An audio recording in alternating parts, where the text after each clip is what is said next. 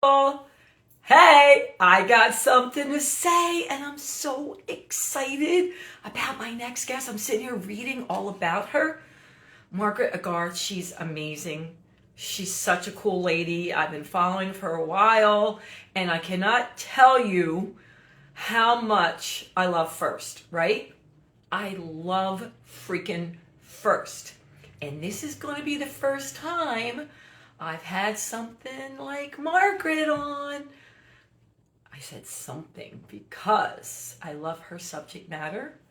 I love what she's doing. I love the way she looks at life. And it's just such a good thing for me.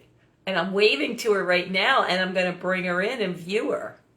It says, wait a minute. His Footsteps Memoirs?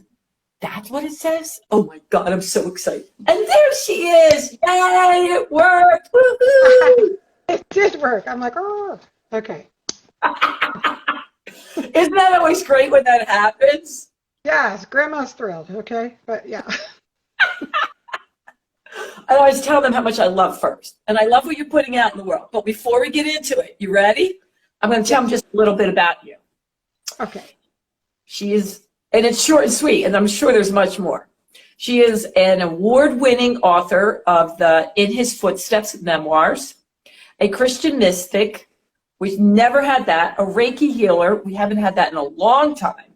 And former executive in the high-tech industry. She is also a wife and the mother of what? 8 grown children and stepmother to 7. You've been busy. We were busy. Yes. That's why I started this. I was too busy. Yeah. So what I want to do right now is, before we go any further, the one positive thing she wants to put out in the world. I said, okay, Margaret, think of one positive thing. Can't believe this, but this is a big one, and I'm really curious how this is going to work out. The way to live your life of true purpose is to turn your daily to-do list over to your higher power, because your to-do list is your day-to-day in your life. Oh my goodness, you need to explain more to me. Well, that's how I look at it. I'm like, oh, what is my life? My life is my day. Like my my days define my life, and my to-do list define my day. And I stumbled across this by accident because at one point I was an executive in the high-tech industry. I had 8 children. They were pretty much all living at home. Some were in college, and so that's kind of how I helped. They got to stay home, and Yeah. and the rest were in high school, junior high. And I had decided that I needed to finish my last 2 semesters at university. So that's what I was Oh, doing. So mom, 8 kids, high-tech industry executive, one of the few women, and in the evenings finishing up my degree full time. So I was swamped. And it seemed as if I was always like doing the wrong thing. I mean, it's not like I didn't know how to prioritize, because I definitely did, but I yeah. would show up in class. There'd be a note on the door. Oh, the professor was sick. You don't have to turn in your paper, because clearly this wasn't happening today when I could have done it online. And I think, well, I could have worked on something else. And just things like that kept happening. And so finally I thought, I wish I knew the future.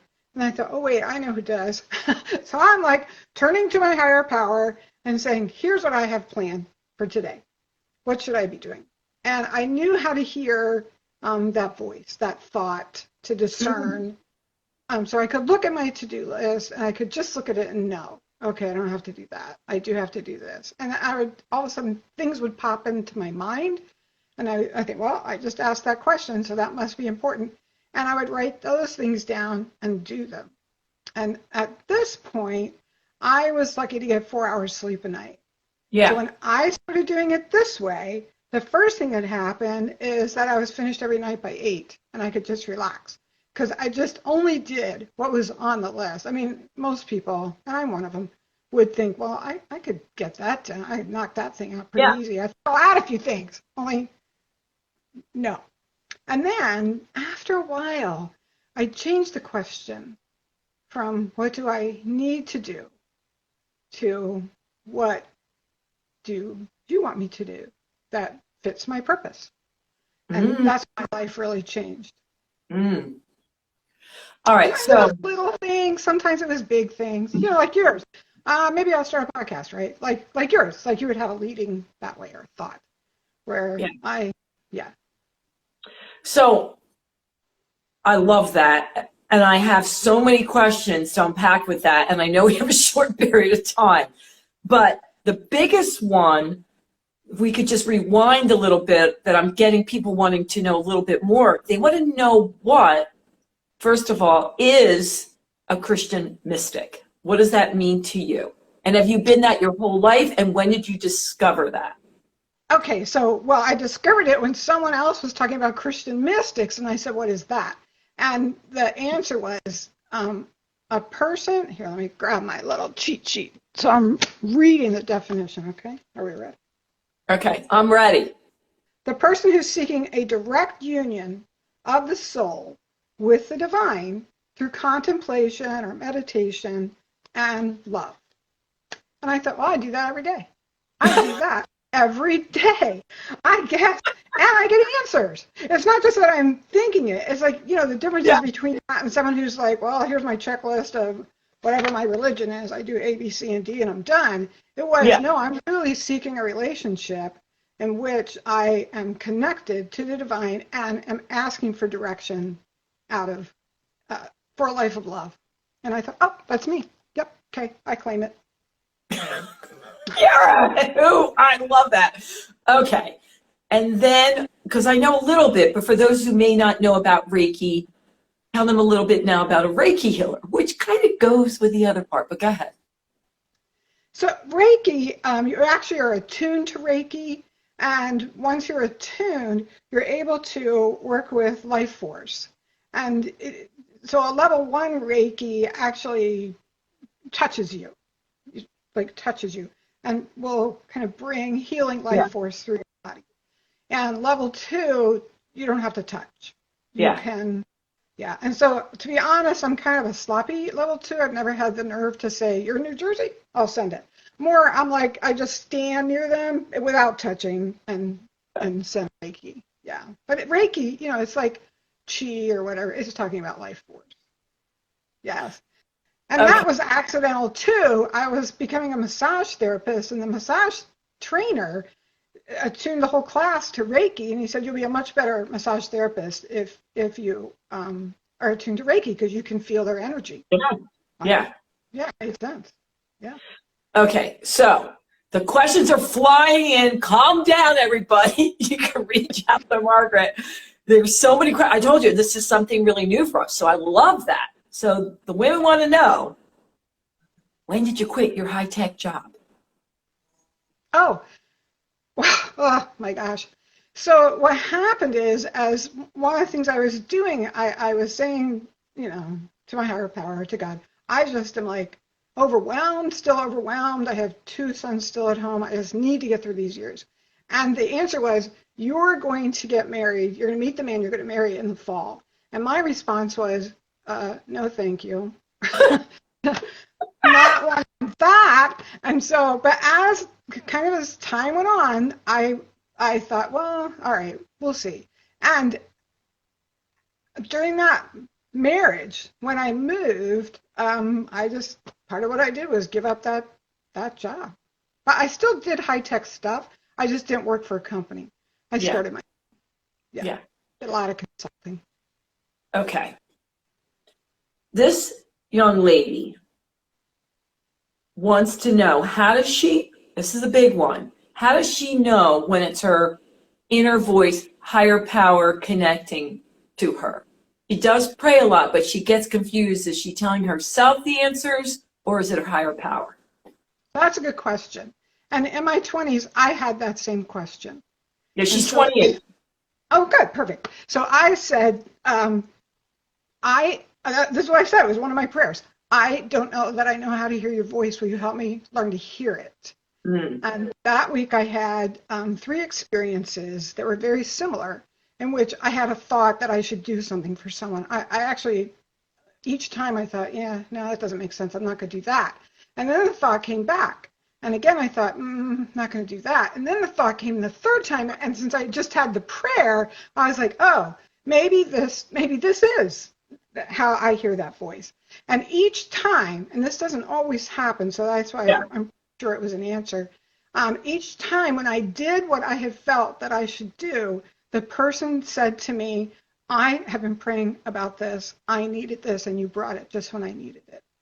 And so that's when I began to define. So for me, there's three things. One is just tell your higher power, I don't know how to hear your voice. I don't know what it sounds like. I need help.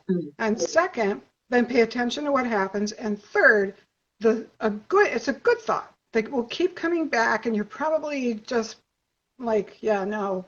And then it will come again gently. And then do that thing. Do that thing. Now, I have been doing this, and now I'm 70, and I've been doing it since my 20s, so like almost 50 years. Yeah. I try not to make it sound too easy. It's like I'm sitting here playing Great Balls of Fire, and someone else is trying to do Twinkle, Twinkle, Little Star, you know. So, I have been doing it for a while, and so I've learned actually how to converse with it, because there is a sense of peace, I think, that comes along with it. Yeah. I love your analogy, so let's just go with that. Okay, and I think that does answer it, because the biggest thing for me, and I do it a little different, is I always, every morning, ask for guidance. I say, I know things are always working out for me. I want my eyes to be open and my ears to listen, that miracles happen every day. And I want to be open to it. But what I love, you're telling us, it's like, you're stubborn little dickens. Yeah, no, I'm not doing that. Yeah, no, I'm not doing that. Like, I know. And I'm like, well, and he keeps working with me. I mean, I keep hearing, so you don't have to be perfect. You know, you can be a whiny complainer baby. I am. Yeah. Do you have, like for me, I have a certain ritual of what I do every morning, you know, to open for me, for my higher power and inner voice. Do you have something you do every single day? Because I think that's so important, that you have some kind of ritual every day to stay in that mindset.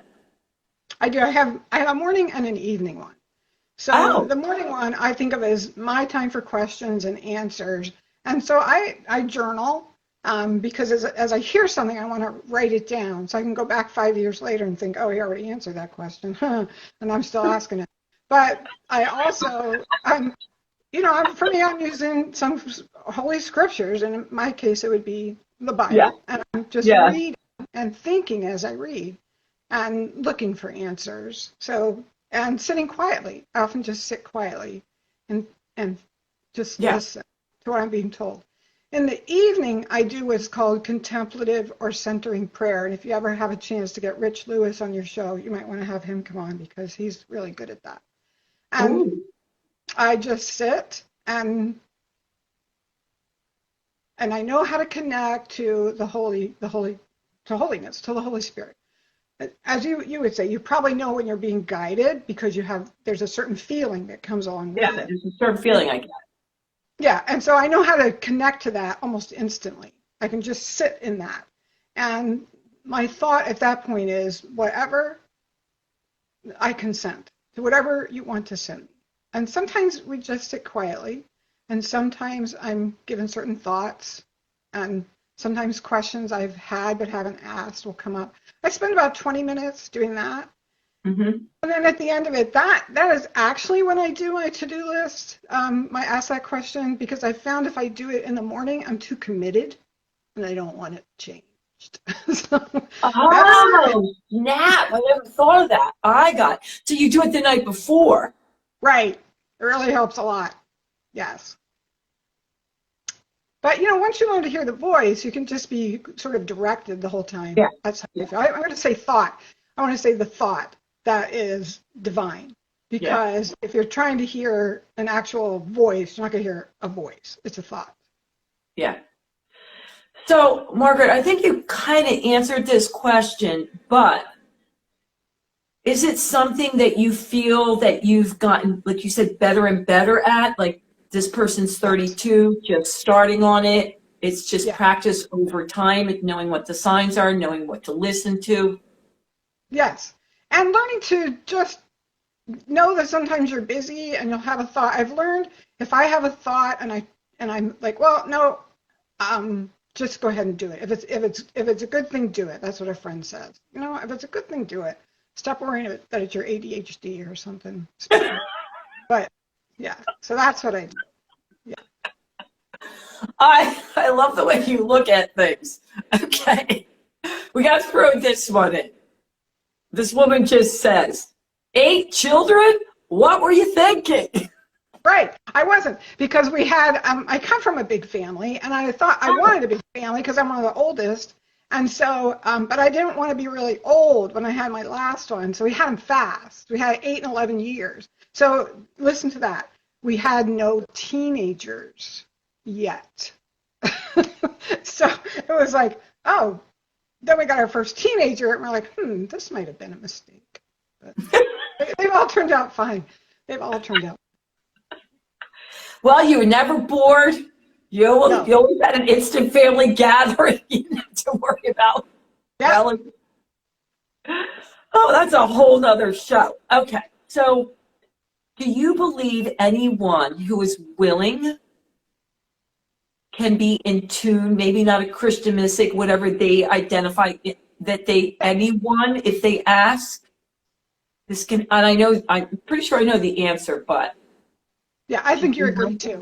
I mean, we've taught men in prison, and if I'm going to look at the Bible, he talked to Cain after he killed Abel, and he was kind to Cain after he killed Abel.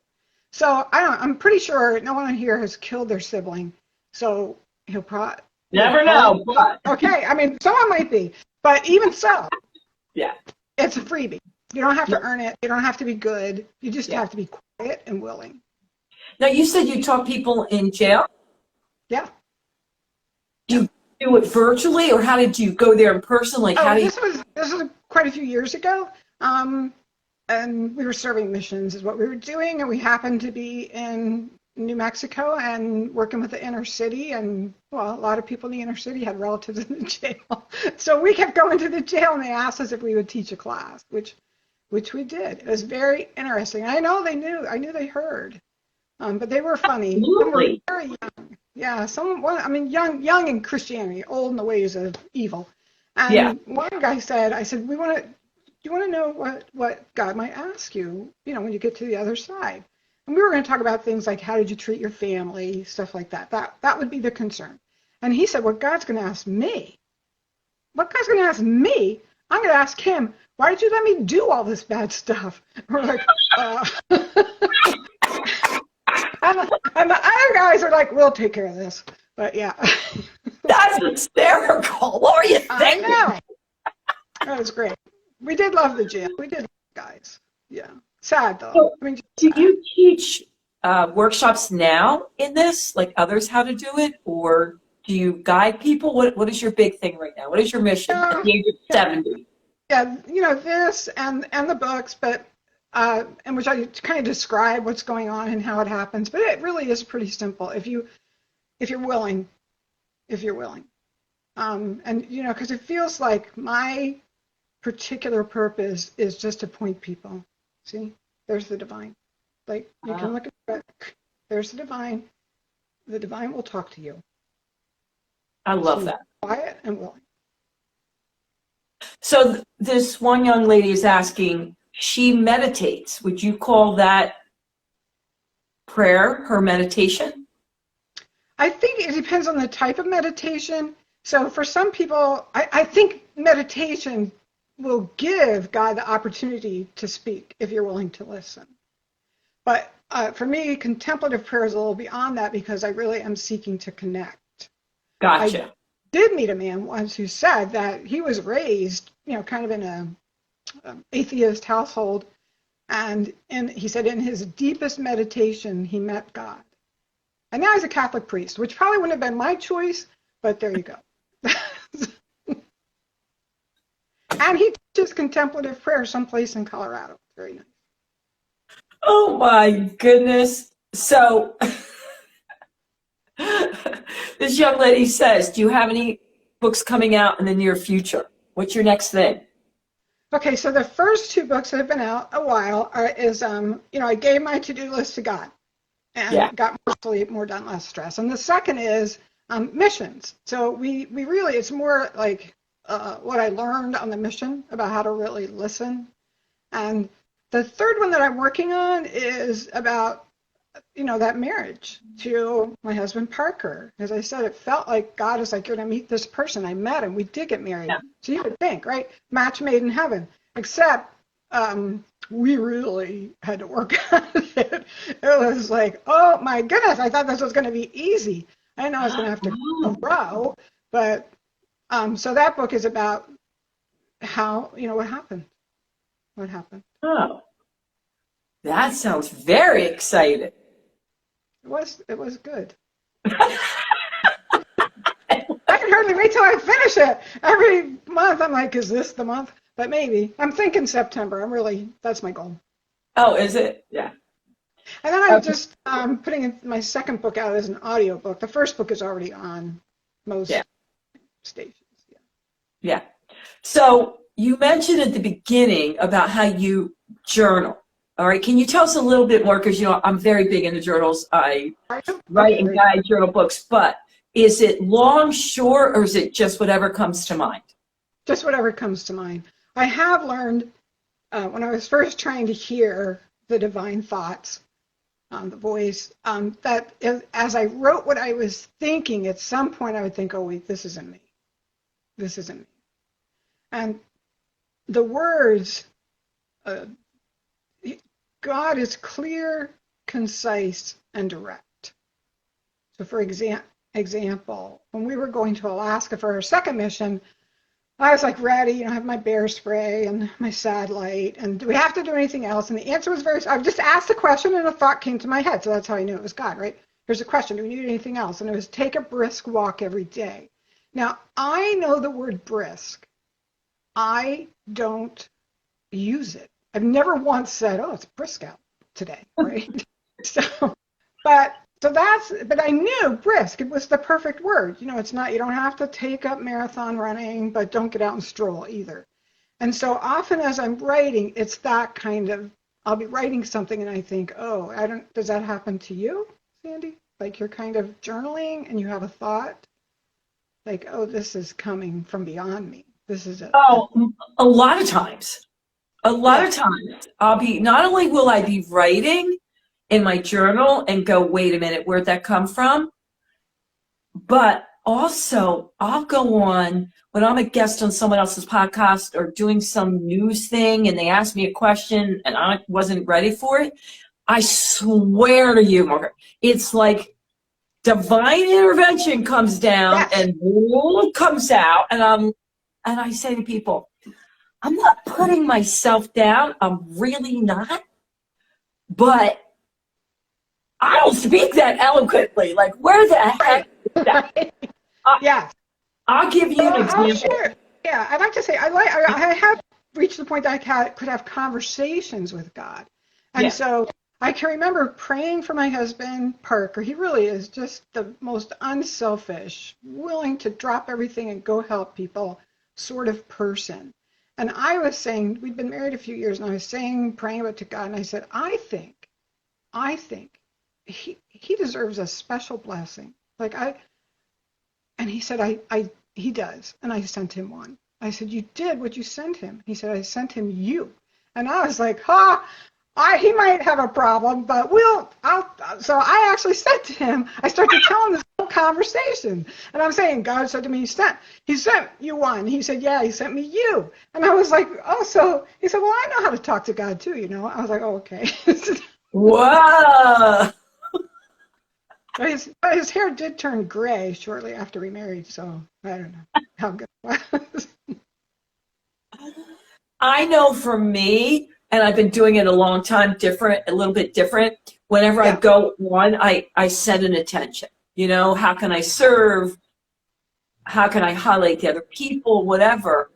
And the more I tune in and tap in, even just spending a minute, Margaret, It's just a way better magical moment, no matter what the faith, what the background.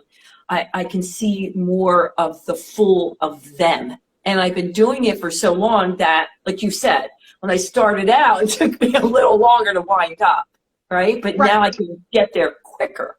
You can get there because it's practice. It is practice. Yeah, I've been practicing a long time. But I have to ask you this, because I know this has happened to me a few times. Do you ever get an answer and you don't want to do it? And like you said, you looked at some things, you're like, oh crap, I got that answer 5 years ago, but you know you're supposed to be doing something, but you just keep going, I don't want to do that, I don't want to do it. And then until it gets so strong or something happens, you have no choice. You feel like you have no choice. That's right. Yes. Although, so I think it can go two ways, Sandy. Sometimes you don't do it, and then you really regret it because you didn't, right? Yeah, You had the opportunity and you missed it. Yeah. And other times, I think if it's important enough, the way is just open. Like, you just really need to do that thing. And that's when I think we're talking about the big changes now. The big changes, yeah. Yeah. So I would say one thing, though, I wanted to point out that someone said that if what they do is they just pay attention to people will pop into their thoughts, maybe, high school or someone that they used to work with, and they have learned to just immediately reach out to that person. And almost there's been something. Yeah, so you do that too. Yes. Not all the time, but a lot, and it's always rewarding. It's always rewarding.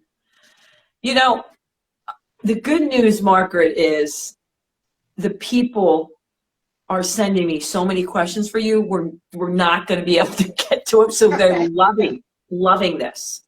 And I don't want them to think that I don't want to answer it, but we have only 1 minute left. I'm going to send them to reach out to you. And for those of you who did not watch it at the top of the 30 minutes, I'm recording it. Don't worry about it. Calm down. And I'll put this over a lot of different platforms. But Margaret, before we go, the one big thing that I just really, I think perplexes me is why at times, even like you're saying, you're supposed to be doing it, and it's just my nature, it's good for you. I feel as if my divine higher power is saying, how many times do I have to tell you? Does that happen to you too?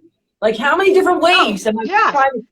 I had a friend who, she ran our website. She's from the UK, and she was trying to hear the voice, right? That's what she said. I've never heard it. And then she just had all this stuff going on in her life, and she kept saying, I turned it over to God, but then it was still going, right? I turned it over to God. And then she said, one day she was sitting on her back step, and she had did just give up. And she said, it's yours. And that's when she finally heard the voice. And this is what it said. What was it? Finally. That's what he said. She said, I'm turning it over to you. And the voice said, finally. Because he knew in her heart she really was at that point. Yeah. Well, I'm going to this is a long story, but I'm going to shorten up really quick because I just feel like I have to tell it. I sold my health clubs in 2019. And after that, I was at a workshop, and it was more business, but also from a spiritual aspect. And he said, what do you want? Give me 2 words. And I said, pure joy and freedom. I go, I want pure joy and freedom because you're going to get it. Well, I just kept ignoring the signs, blah, blah, blah, blah, blah. And I'm a big mountain biker, so I have had a lot of falls. Keep that in mind. But all of a sudden, it got so bad, they didn't know what it was. I couldn't get off my sofa for 6 months. I mean, I was not working out, not teaching, not doing anything. I call my mentor, my guide, and he says, I'm so glad this happened to you. I go, what? He goes, the universe couldn't bring it to you in any other way. You asked for pure joy and freedom no matter what's going on in your life, that you didn't want to have to prove anything. You wanted that feeling. Well, he had to take you down and out so that you would listen. So I wanted to kill him. He was in Florida. Yeah. I was like, I'm going to kill you. He's like, I'm so happy for you. And you know it? it was one of the best things that ever happened to me. Yeah. Because during that time, I listened. I couldn't help people. I couldn't move. And I was able to tap into that pure joy like nobody's business. I think the key point here is, Sandy, is he didn't force it on you. He was answering your question. Like it won't be forced on you. If you ask for it. Good point. I asked for it and I wasn't getting it. Yeah. Yeah. You're right. So it's the only way I would listen. So I like the way. Yeah. He was just like, okay, not listening. Okay, now I think you're listening. You're right. But I love that you said that. I did ask for it. Yes. And you were sincere. Yeah. I was sincere. All right, Margaret, where can they find you? Where can they go? Okay, so I am on Instagram, and I'm really trying to focus just on Instagram, and also my website, inhisfootsteps.com. There's a contact me page, and I do have a newsletter. I like to point out I'm old. I do it once a month. You're not going to get spammed. I'm too tired and old for that. But I do have some books coming out on Audible, and for the people on the newsletter, I'll be sending out codes to get it for free. Yeah. Ooh. Yeah. That's pretty spiffy. Yep. All right. Thank you so much for being on. I got something to say. Come on. Margaret had a lot to say. And again, don't worry if you didn't see this. I'm going to record it and put it on all social media platforms. We would really appreciate you sharing, liking, and rating it. It means a lot. And until next time, you know what I'm going to say. Bye, Margaret. Toodles. Thank you, Sandy. It was fun. It was so much fun. Yeah. Do we hit